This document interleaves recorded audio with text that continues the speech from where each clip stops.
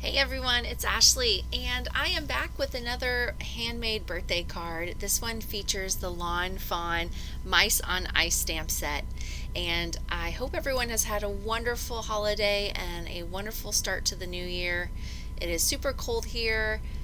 My school actually was delayed today, so that means I didn't have to go in today. So, on this day off, I decided to make a birthday card using these adorable mice. So I am just taking a few of the images and stamping them on Nina Classic 80-pound Solar White with just some of the Lawn Fawn Black Copic Friendly ink. And then I have also went ahead and cut a panel to 4 by 5 1/4, and that's going to be mainly the main piece that I stamp on for the background. And yes, I have two Misties, so I'm just going to go ahead and utilize both of them. This was my old one. The hinges don't quite work, but it still gets the job done. So on this one, I'm just going to set up the background, and I'm going to do the mountains and then one of the tree lines from Over the Mountain Borders by Lawn Fawn as well. And then I'm just going to stamp these with the same ink because I do go in with Copics on the mountains. And I have the coordinating dies, and I thought it would be fun to cut the mountain peaks out so that I could have just a blue cardstock peeking behind it. And I am just wiping off my stamps with the baby wipe, and I will put everything back after the video is finished. And I'm going to go ahead and cut out those mountain peaks. The die is fairly simple to line up. I do like to cut this first before I start coloring. Sometimes I'm a little off on the tops of them, and if you color them or glitter them, it's a little more noticeable. Okay, so, and then the other is just a piece of scrap. I'm going to make sure I put that die back, and I will start using my Copics to color the mountains first. And the colors that I use for the mountains are W2 and W4. And I will start with the darkest first, just to do a little bit of shadowing on the mountains and at the bottoms of them. And my W2 is getting dry. I have a little post-it note saying I need a refill, and I just have not done that yet. I use this color on my Christmas cards. So I do have to kind of struggle to blend it in a little, which you'll see. And then taking the lightest one, I am just going over in small circles on the darker lines to help blend them in. And again, I'm really having to work hard at this because my W2 is pretty dry. And again, I have sped everything up. I wish I could color this fast in real life. I usually just have a movie going on or watching some YouTube videos in the background. Okay, so I have the mountains colored, and then I'm going to go ahead and work on the trees. And I end up using E47 for the trunks of the tree, and then using, I couldn't see what it was, I believe it was G21. I'm going to start doing my lighter shade on the tree, and then I will take G94 and I will just flick in shading.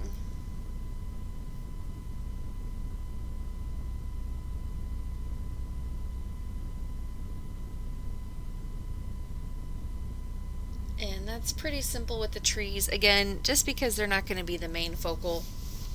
And then taking BG10, I am just going to do a very rough trace on the lines, just so that it's not a stark white and it just shows that there's some snow. And I'll be glittering the tops of the mountains a little bit later with some stickles. And now we're going to go ahead and color the mice.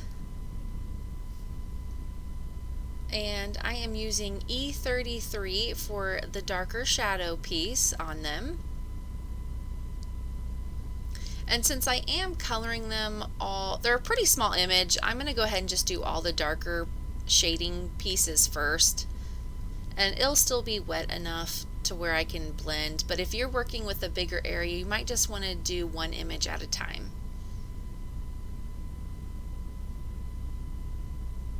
So I'm just shading like their bottoms of them, the pieces of their ear that are hidden behind their hand standing up, their back ears, and then taking E31, I am just going to blend that out.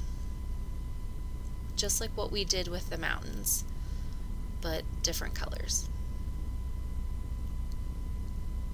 And these images are pretty small, so this goes pretty quickly, and I honestly could have gotten away with just one layering and not really worrying about the shading, since they are pretty small images, and then the scarves break up their image even more. But I went ahead and just did the two colors. And then for their ears and their noses, I do use R20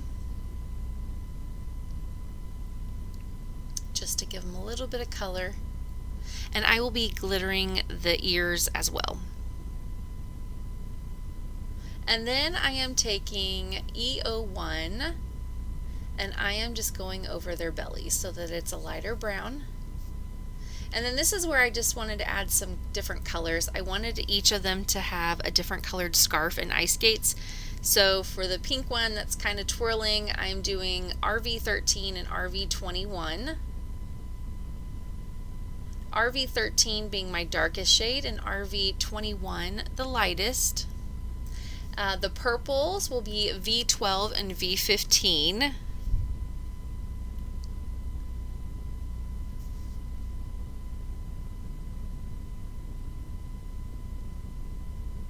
It's probably my favorite color combo that I've used on this card. And then the YG03 and YG21, just to do a little bit of a bright green.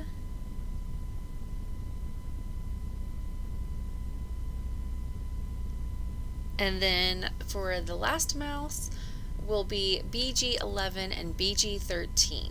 So again, I'm just starting with the darker, and they're such small images.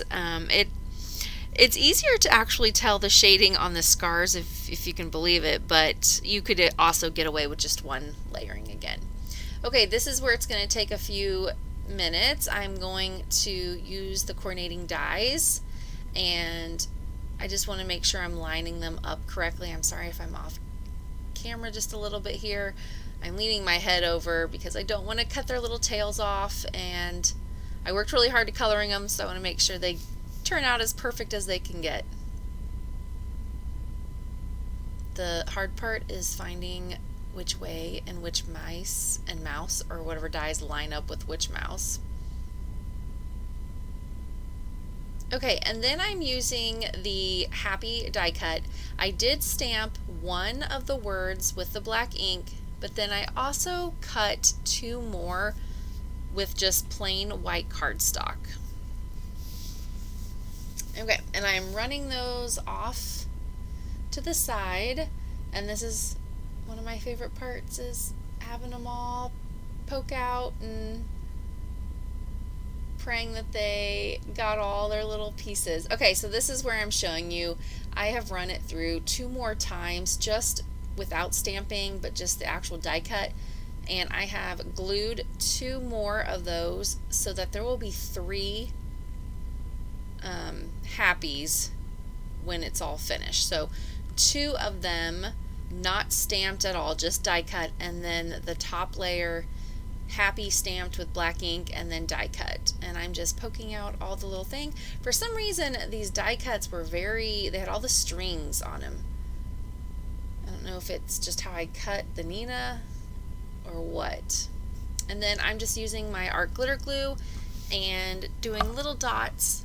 And the reason I did this is I just wanted a little bit of dimension without having to use foam tape, because it is a very fragile, thin word with lots of little loops, and I just wanted it to have a little bit of dimension so it didn't get lost on the card. And then here are all the little mice.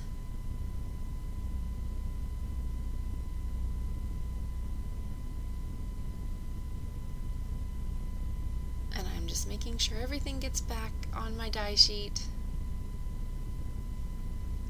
Or on my magnet sheet, excuse me, just so I don't lose any of those little images. Putting it back in my pocket, and then we're gonna go ahead and use some pearlescent vellum from Lawn Fawn. Love this stuff. It is so pretty, and I'm using the pond die, and I'm gonna go ahead and just run that through off to the side, and it just cuts out the most beautiful glazed ice skating rink for these little mice. Okay, here is that panel, or I'm sorry, this is the card base. So this is my 4 1/4 by 5 1/2 A2 size card panel, and then I cut a blue polka dot pattern paper at 4 by 5 1/4. I am using one of the brand new Tailored Expressions ink colors that she has not yet released called, is it Blue Cheese? Yes, Blue Cheese. This was in her advent calendar for the people that bought the advent calendar. It was one of our surprises on a day that color has not been released yet, and it is beautiful. So I just did a quick rough little blending at the top just for, again, some dimension, and I'm going to use the art glitter glue to attach the vellum pond. But this is where I kind of need to take a step and plan the card, because if you've ever worked with vellum, I know there are certain glues that say they're for vellum, but I always have a hard time with it showing through. So if you have a vellum glue that you have used and you love, can you please drop it down in the comments below? Because right now I just try to hide the spots as much as I can. So I am gluing down the mice, and I will be flipping it over and putting glue on the back of those, and that's how this vellum pond is attached. It's not all the way glued down, but again, I just didn't want there to be a lot of glue shown. Okay, so here's where I'm talking about, where I flipped it over and I'm putting the glue just so that this panel has a little bit of stability with that. And then I know I'm going to put a sentiment there, so I just kind of did a scribble, and I know it does not fit on the card, so I just want to make sure those bottom mice are actually on the panel. And I'm just going to put the clear block on it so that it can dry for a little bit. And then using foam pop-up squares, I am going to pop up the little mouse that's twirling. And then I couldn't decide if I wanted it to say Happy Winter or birthday. And let's be honest, I am always needing birthday cards. So how fitting. I'm off work today because of the schools having a delay, and the kids that I watch and help teach do not show up on 2-hour delays, just due to the reduced hours. So I am actually home, so I'm gonna say it is still okay to use winter birthdays for January, because we still have not gotten huge snowstorm totals yet here in Indiana. We just have had a lot of cold weather.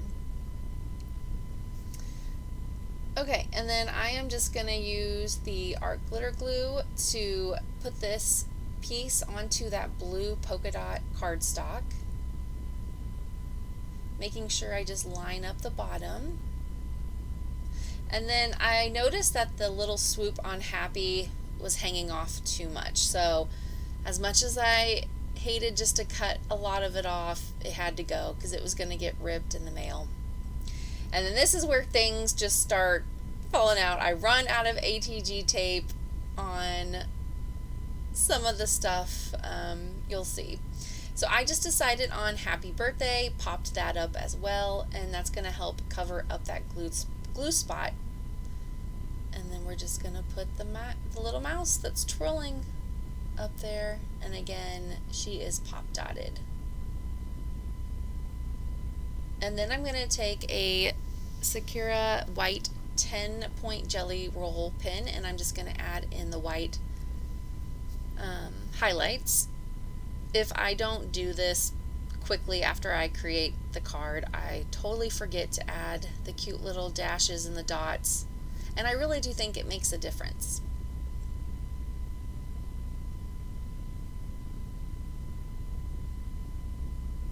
Okay, this is where I believe I'm getting stickles. Yes, the stickles, and I am using the color Stardust, so it is just their clear. Mine is about empty, as you can tell, so I am literally squeezing it as hard as I can to make little piles, and then I'm using the nozzle and just spreading it. This is at the part of the video where I am trying to get something done. I have to do something at a certain time, and I just feel like everything starts to not go wrong, but have you ever just needed to, I don't know, have a time constraint in the craft room, and then it just seems like you drop everything, you misplace everything, you lose a die.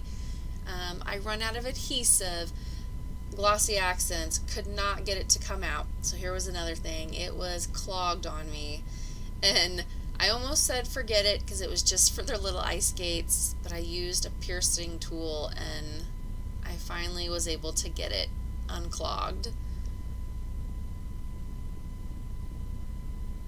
And then I realized I'd forgotten the inside panel before I had put all the glossy accents and glitter, and then I still had that white gel pen drying, and then I about dropped the block on it, but thankfully it did not fall on and stamp it twice. That's where I run out of adhesive. I'm just keeping it real. I'm showing all this stuff is still in there. Some days it's just like this in the craft room, but in the end it all worked out. So I went back to liquid glue, and I have to be careful because that front panel is still wet. And that is the card for today. So up close you'll be able to see that. Hopefully you can see the glitter on the mountains and on them. Thank you so much for watching, and I hope you guys have a wonderful week. Bye.